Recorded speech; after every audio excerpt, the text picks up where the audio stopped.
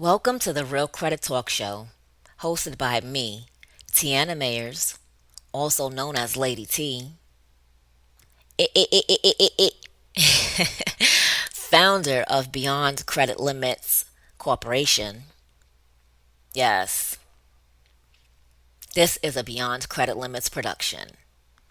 This is the space where we stop repeating credit myths, stop chasing surface level advice, and start breaking down how the system actually works.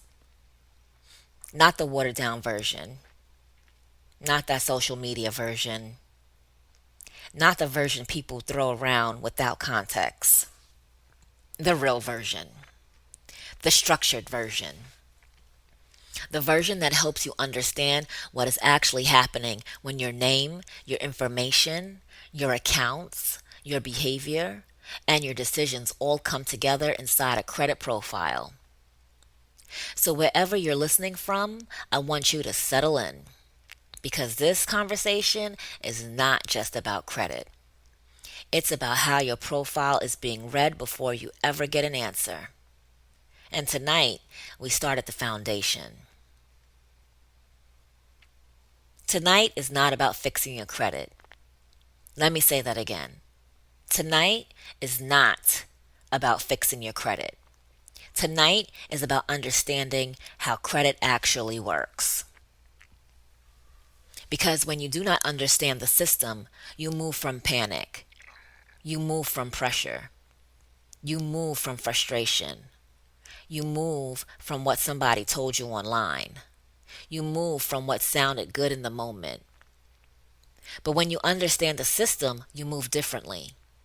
You move with structure. You move with timing. You move with awareness. You move with intention. And once you start moving with intention, you stop making random decisions that look productive on the outside but damage you underneath. So tonight is not about fixing. It's about seeing. Seeing clearly. Seeing completely. Seeing what most people were never taught to see. Welcome to episode 1 of the Real Credit Talk Show. I'm your host, Tiana Mayers, Lady T. And if I'm going to relaunch this the right way, then I need to do it the right way. Not by jumping straight into outcomes. Not by skipping ahead to approvals, deletions, score changes, or results. Not by talking over the foundation like it doesn't matter. Because the truth is, the foundation is exactly where people get lost. Most people do not start with understanding. They start with urgency. They want to know how to raise the credit score, how to get approved, how to remove the collections, how to clean up the report, how to stop the denials, how to get into the house, the car, the apartment, the business funding, the credit card, the lower premium, the lower deposit. And I understand that because people usually do not start paying attention to credit until something is on the line. A home is on the line. Transportation is on the line. Insurance rates are on the line. Employment opportunities are on the line. Peace of mind is on the line. So people come into this conversation already emotionally charged. And when you're emotionally charged, you usually do not slow down enough to ask the real question. The real question is not, how do I fix this fast? The real question is, what is the system actually seeing when it sees me? That is where we're starting. Because if you miss that, then everything you do after that can be out of order. I want to start with a story. Not one person, not one exact file, but a pattern. A very common pattern. Somebody checks their credit because they need something. They weren't checking it just to check it. They checked it because something forced their attention there. Maybe they got denied. Maybe they got approved, but the terms were bad. Maybe the interest rate was too high. Maybe the down payment was bigger than expected. Maybe a utility company asked for a deposit. Maybe their insurance premium came back higher than they thought it should. Maybe they tried to rent and suddenly their report mattered in a way that they had not prepared for. So now they opened the report. And now they're looking at names, balances, dates, remarks, collections, charge-offs, late payments, inquiries, utilization, and score changes.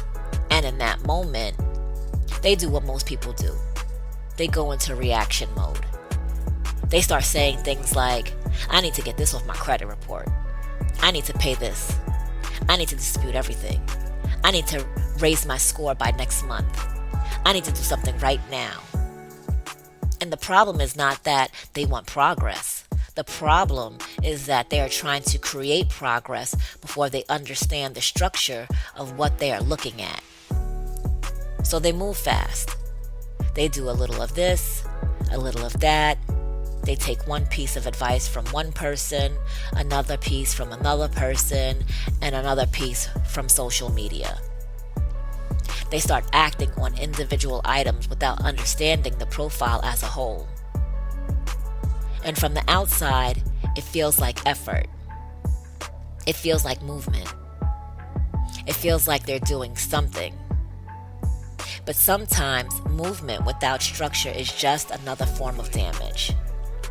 That is the part people don't want to hear. Because effort feels good. Effort feels responsible. Effort feels like action. But not all action is alignment. And not all movement is progress. So let's slow this all the way down. A credit file is not just a list of negative accounts. A credit file is not just a credit score. A credit file is not just a report card. A credit file is a system record. It is a record of identity, behavior, timing, reporting, and risk. And if you only look at it like a list of bad accounts you want gone, you are already oversimplifying what is actually happening. At the most basic level, your file has 3 major layers. The first layer is personal information. Who the file says you are. Name variations. Address history. Date of birth alignment. Employment references where applicable. Phone numbers. Other identifying data attached to your consumer profile. The second layer is the accounts themselves. What has been reported? Credit cards, loans, collections, charge-offs, authorized user accounts, installment accounts, open accounts, closed accounts, payment history, utilization, dates, statuses.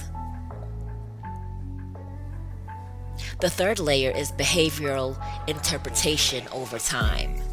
And this is where most people fall off, because this is the layer they don't see clearly. The system is not just asking what is on your file. It is also reading how the file behaves. Is the identity stable? Is the reporting consistent? Are the patterns predictable? Is the activity sudden? Is the movement controlled? Are there signs of stress? Are there signs of correction? Are there signs of risk stacking?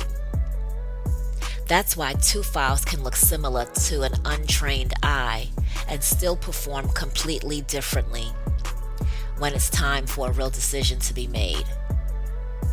Because a file is not just content, it is context.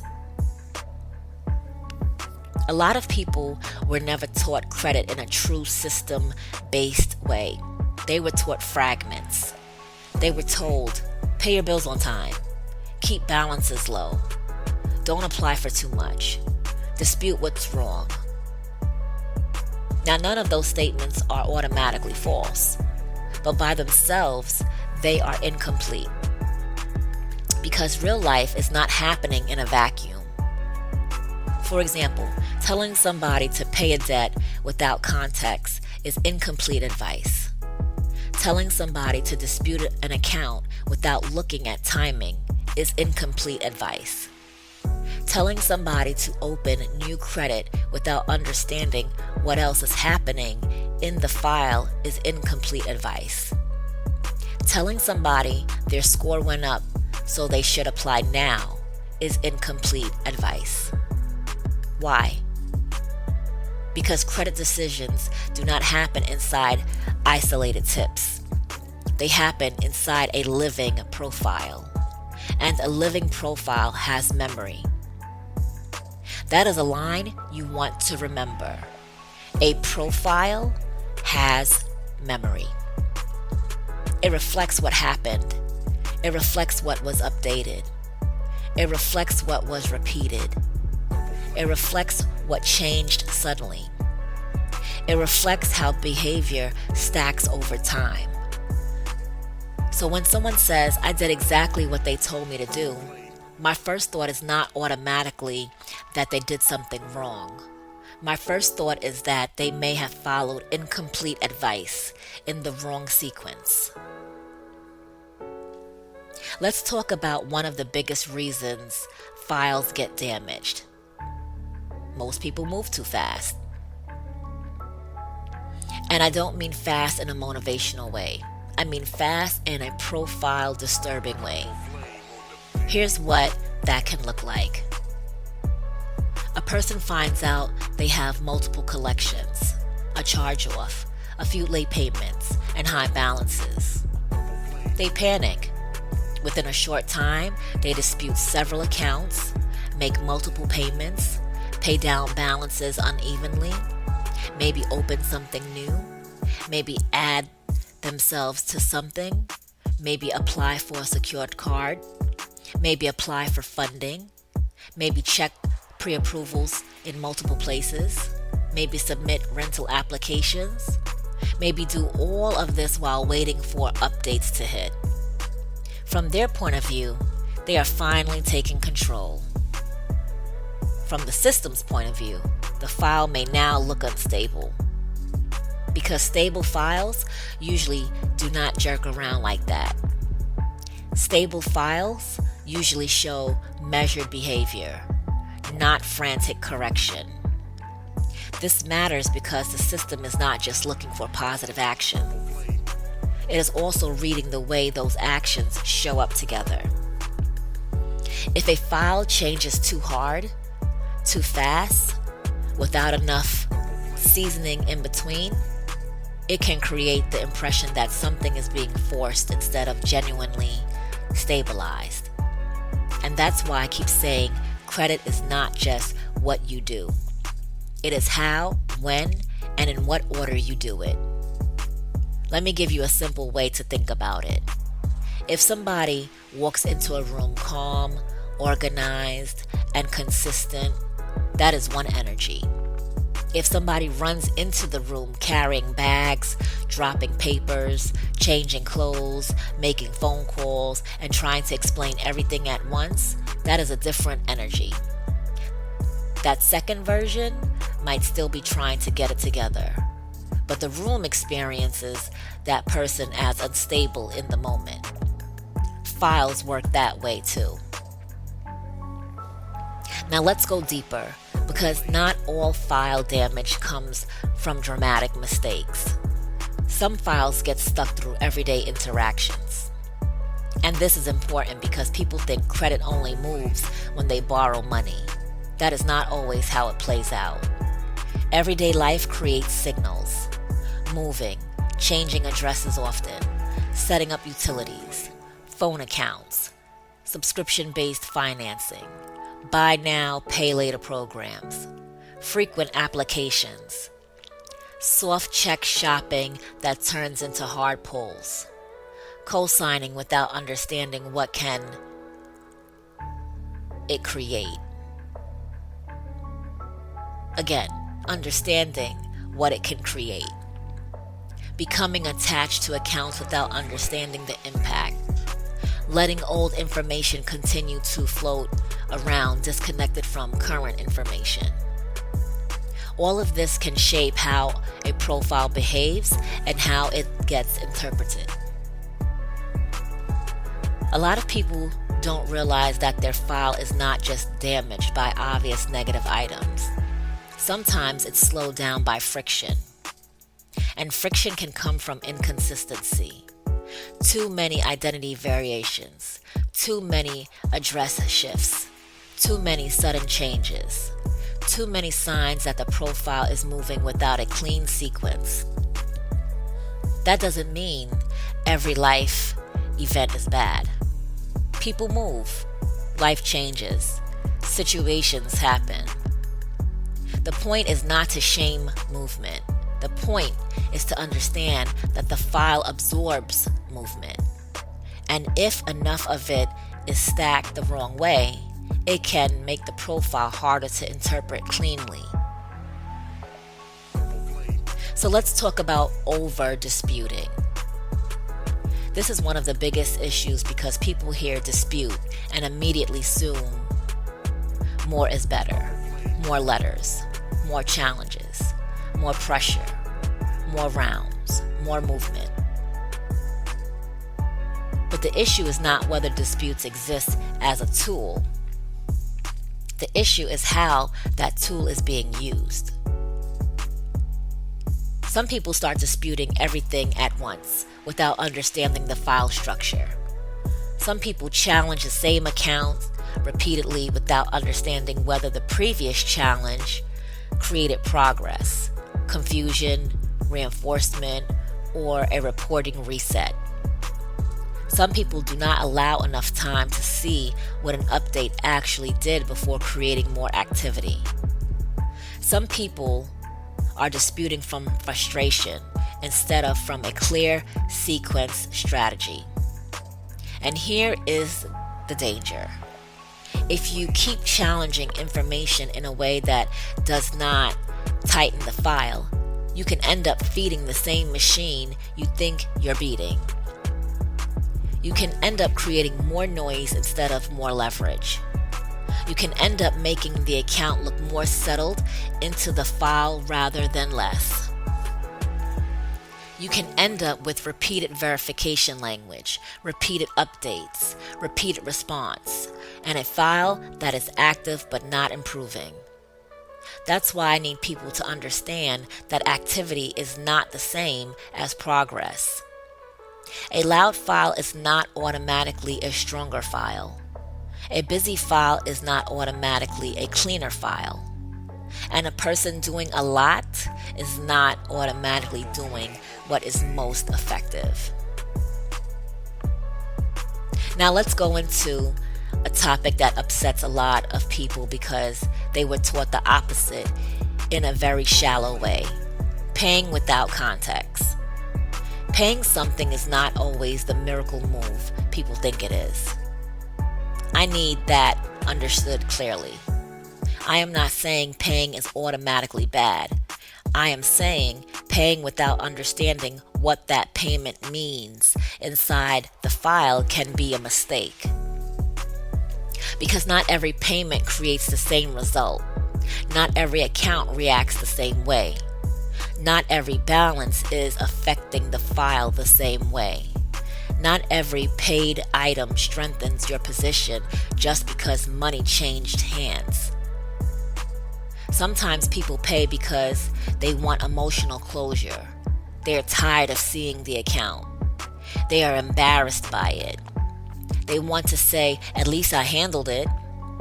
And emotionally, I get it. But credit does not only respond to emotion. It responds to reporting, structure, timing, and interpretation. So if you're paying something without understanding whether that payment helps, hurts, updates, resets, or changes the behavior attached to that account, you can end up feeling relieved for a while, but the file is still under strain. That is one of the hardest truths for people to accept. Because from a moral standpoint, paying feels responsible. But from a system standpoint, responsible and strategic are not always the same thing. Another thing that damages files is false peace of mind. This is when somebody says, I don't see it anymore, so I'm good. My credit score went up, so I'm good. The account changed, so I'm good. The app looks better, so I'm good. And the reason that that's dangerous is because people mistake temporary relief for structural correction. It's like instant gratification. A cleaner looking moment is not always a stronger profile. A report can look quieter while the deeper issues are still there. A credit score can move while readiness has not improved. An account can update while risk interpretation is still working against you. And this is why I teach that you cannot build your strategy around emotional checkpoints alone. I feel better is not the same as the file is better positioned. Now let's go into one of the most important concepts in this entire episode. Score versus decision. A lot of people think the score is the decision. It is not. The score is a numerical expression. The decision is a risk judgment. Those are not the same thing. This is why somebody can say, my credit score is not even that bad. Why did I get denied? Or how did they approve them and my score is higher? Because the score is one signal. The decision is bigger than the signal. The decision may involve file thickness. It may involve recent behavior. It may involve utilization pattern. It may involve payment pattern. It may involve age of accounts. It may involve recent inquiries. It may involve how negative items and positives are layered together. It may involve how stable or unstable the credit profile looks at the exact time the file is reviewed.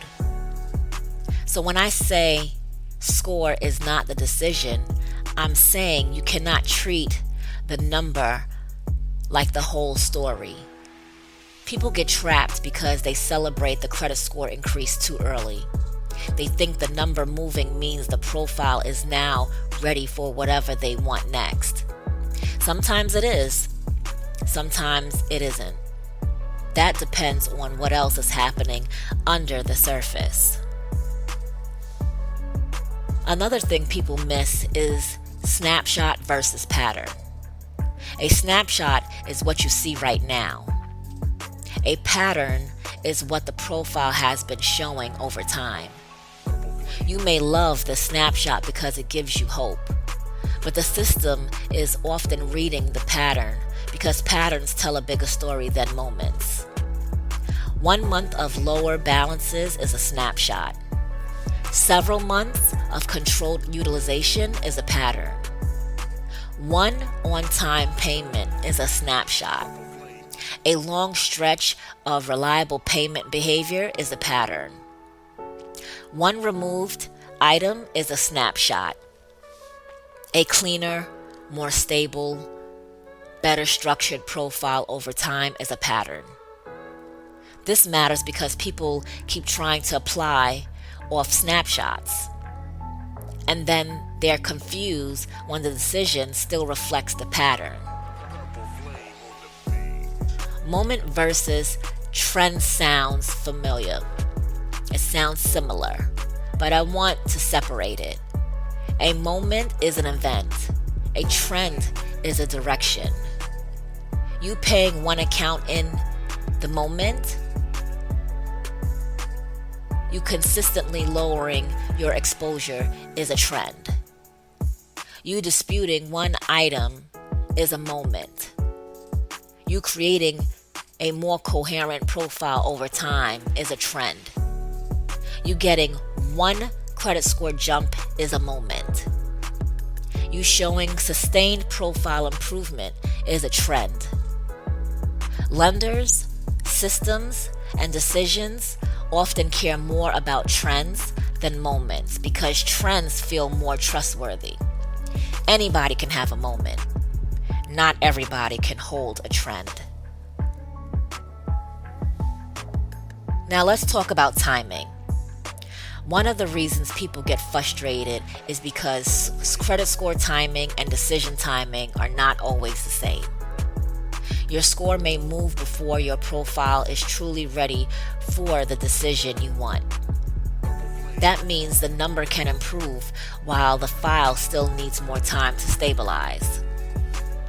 This is where people make a mistake. They see movement and assume readiness.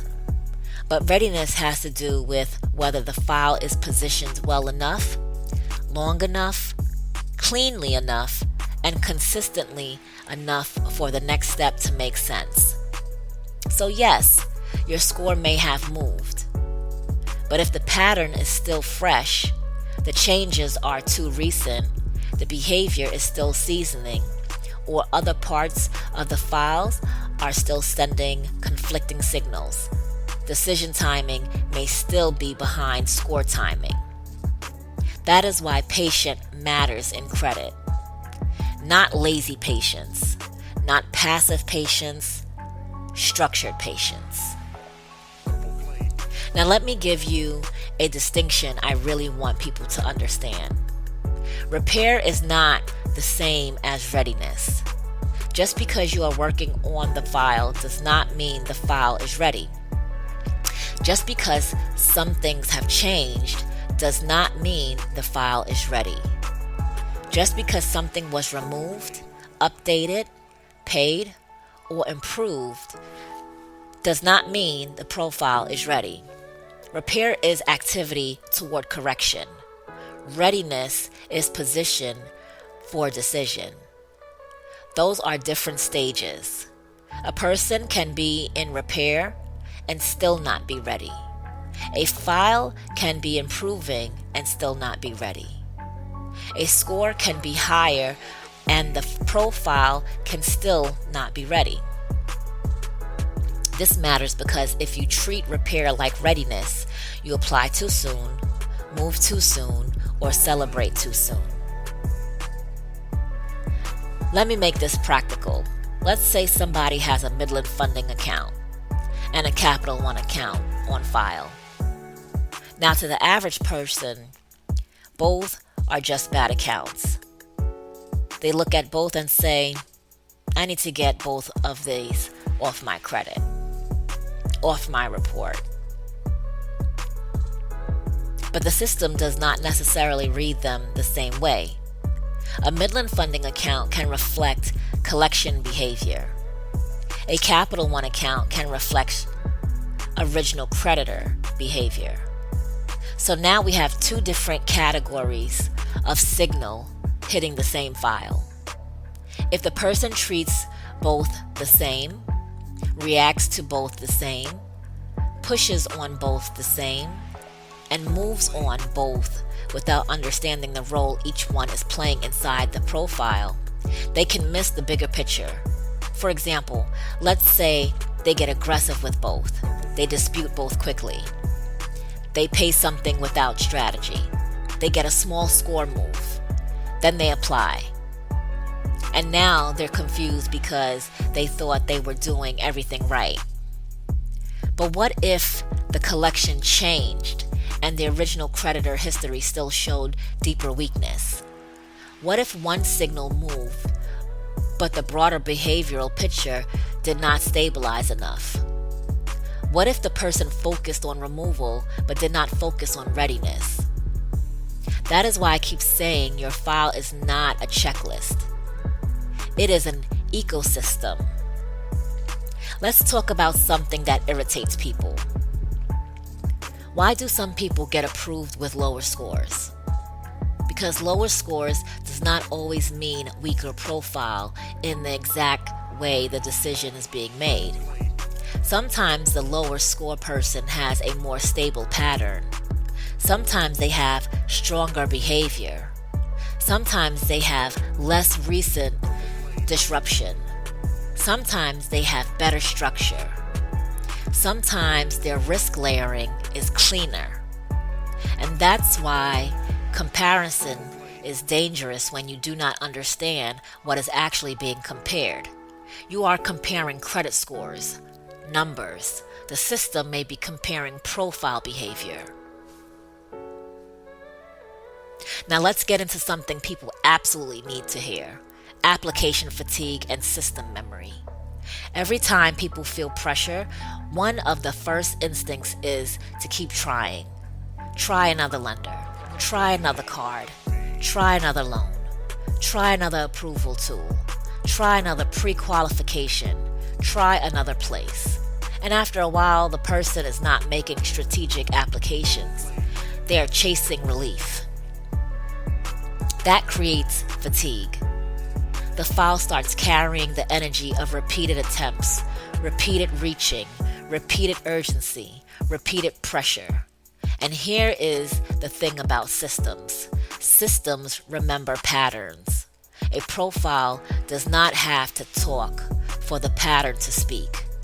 So if the file has recent negatives, fresh disputes, unstable balances, repeated applications, and new pressure all stacking together, that can create the feeling of strain. Again, this is why I teach people not to confuse desperation with strategy. Now, once you understand all of that, then yes, we can talk about benefits, but we talk about them in the right order. The benefits of good credit are not just about bragging rights.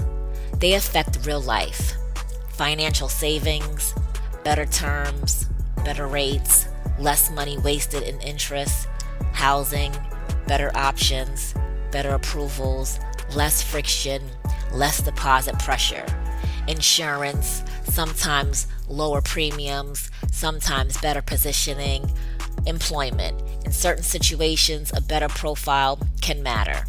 Deposits, utilities, services, setups, moves, transitions. A stronger profile can reduce how much money you have to put down just to access normal life, negotiating power.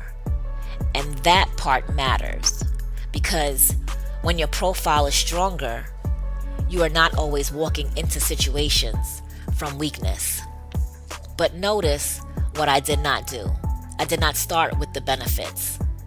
Because if you start with the benefits without understanding the structure, you end up chasing the result without respecting the process. Now let me answer some of the questions I know people either ask out loud or keep to themselves. Should I dispute everything at once? Not automatically. The issue is not doing everything. The issue is sequence, timing, and what the file can hold without creating more instability. If I pay this, will my credit score go up? Maybe. Maybe not in the way you think. And even if it does, the bigger question is whether it improves readiness. Why does my credit score go up and then is still getting denied? Because score movement and decision readiness are not always happening at the same speed. Why does verification keep coming back? Because sometimes your method is creating repetition without leverage. Why do I feel like I'm doing so much and nothing is changing? Because activity alone does not create alignment. Why does somebody else get approved before me? Because you are seeing the number. The system may be reading the structure. So what should I focus on first? Understanding what the file actually is, what it is showing, and whether your next move creates structure or just creates more motion. So now let's get back to the person from the beginning. The person staring at the file, the person who left pressure, the person who felt pressure, the person who thought the answer was to do something fast. Maybe after this episode, they pause. Maybe after this episode, they stop treating the file like a random to-do list. Maybe after this episode, they understand that what they need is not blind movement. It is informed movement. Because the file is telling a story whether you mean for it to or not. Your identity tells a story. Your accounts tell a story. Your timing tells a story. Your recent behavior tells a story. Your patterns tell a story. And if the story is chaotic, pressured, and inconsistent, the outcome may reflect that. But if the story becomes more stable, more coherent, more intentional, then over time, that matters too. So if there's one thing I want you to take from this episode 1, it is this. You do not have just a credit report. You have a profile. And a profile is being read. Not just for what it is, not for what's on it, but for what it means. Not just for what changed, but for how it changed. Not just for what you fixed, but for whether the file now makes more sense, carries less instability, and shows stronger behavior over time. That is why I keep saying this is bigger than just a credit score. This is bigger than one deletion. This is bigger than one update. This is bigger than one application.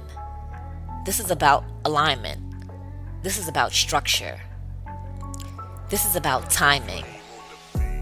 This is about understanding the system well enough that you stop harming yourself while trying to help yourself.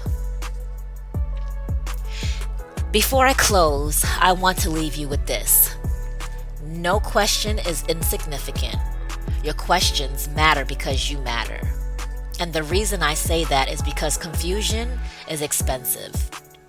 Misunderstanding is expensive. Moving too fast is expensive. Moving in the wrong order is expensive. Listening to shallow advice is expensive. So never let anybody make you feel like question is too small. Your question is too small. It is not. Sometimes the smallest question is connected to the biggest breakthrough. Sometimes the one thing you were too embarrassed to ask is the one thing that would have changed the whole direction of your file. So ask the question, respect the process, learn the structure, slow down enough to see what is really happening. This has been the Real Credit Talk Show, hosted by me, Tiana Mayers, Lady T, founder of Beyond Credit Limits Corporation. And until next time, keep learning, keep positioning, and keep moving with intention. The Real Credit Talk Show is a Beyond Credit Limits production. Have a good night.